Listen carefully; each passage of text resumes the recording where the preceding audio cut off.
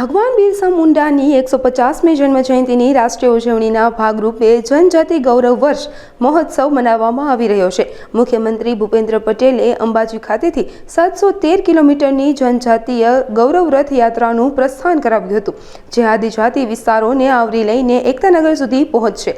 આ ગૌરવ રથનું સાબરકાંઠા જિલ્લાના પોશીના પડાપાડથી લઈને ખેડબ્રહ્મા, નાકા, અખોદરા, વિજયનગર, પાલ અને ચિઠોડા ખાતે મોટી સંખ્યામાં આદિજાતિ બાંધવો દ્વારા ભવ્ય અને ભાવસભર સ્વાગત કરવામાં આવ્યું હતું।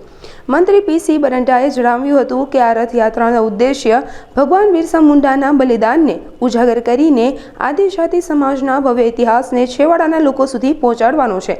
આ પ્રસંગે આદિજાતિના તેજસ્વી વિદ્યાર્થીઓનું સન્માન કરવામાં આવ્યું હતું। રથ સાથે મંત્રી રમેશ કટારા, સાંસદ શોભના બારૈયા સહિતના મહાનુભાવો ઉપસ્થિત રહ્યા હતા।